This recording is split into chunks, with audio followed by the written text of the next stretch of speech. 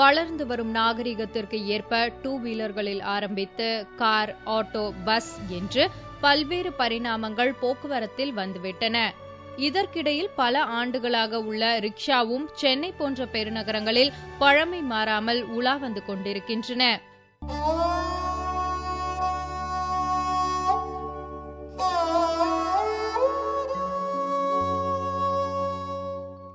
சென்னையில் தண்டையார்பேட்டை, சவுகார்பேட்டை போன்ற இடங்களுக்கு ரிக்ஷாக்கள் அதிக அளவில் பயன்படுகின்றன. பெரும்பாலும் குழந்தைகள் முதல் பெரியவர்கள் வரையிலும், குறிப்பாக ராஜஸ்தானியர்களும் இதை அதிகமாக பயன்படுத்துகின்றனர். ஆட்டோ, கால் டாக்ஸி போன்ற வாகனங்கள் அதிகரித்தாலும் குறுகலான சந்துகளில் குறைந்த செலவில் பாதுகாப்பாக பயணம் செய்வதற்கு இந்த ரிக்ஷாக்கள் பயன்படுவதாக பொதுமக்கள் கூறுகின்றனர். ஆட்டோல போனா 100 ரூபாய் 200 ரூபாய் கேக்குறாங்க.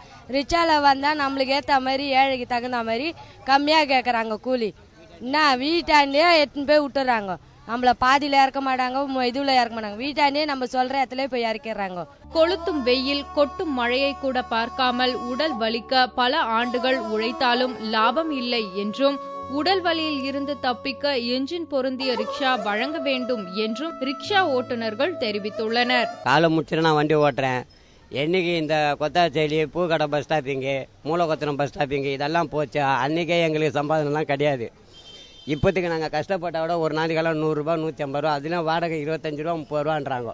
நாங்கள் எப்படி குடும்பத்தை மெயின்டைன் பண்ண முடியும்? விற்கிற விலைவாசிக்கு பார்க்க போனால் அதிகமாக தான் இருக்கிறதாக்காண்டி கம்மியாக மாட்டேங்குது. இதனால எங்களுக்கு கஷ்டம் தான் இருக்கிறதாக்காண்டி ஒன்றும் வருமானம் இல்லை. மோட்ரு போடுறேன்றாங்க, மோட்டரை போட்டாலும் எடுத்துடுறாங்க. நான் என்ன சார் பண்ண முடியும்? எப்படி மெரிக்க முடியும் இந்த வயசில்? எனக்கு ஒரு 50 வயசு ஆகுது. நான் ஒரு 10 வருஷமாக இந்த ரிக்ஷா தொழிலில் இருக்கேன். ஆனால் எந்த ஒரு முன்னேற்றமும் கிடையாது. இன்னும் நாங்கள் காலத்துக்கும் இப்படியே ஓட்டிட்டு இருந்தா இப்படிதான் என்று எங்களுக்கு ஒன்றும் புரியல. பஸ், ஆட்டோ, கால் டாக்ஸி இல்லாத காலங்களில் மக்களுக்கு கை கொடுத்தவை இந்த ரிக்ஷாக்கள். தற்போது போதிய பயணிகள் மற்றும் வருமானம் இன்றி ரிக்ஷா தொழிலாளர்கள் வாடிக்கொண்டிருக்கின்றனர். பயணிகள் மட்டுமின்றி அரசு தரப்பும் கை கொடுத்தால் ரிக்ஷா ஓட்டிகளின் வாழ்வு செழிக்கும். பழமைக்கு கை கொடுப்போம்.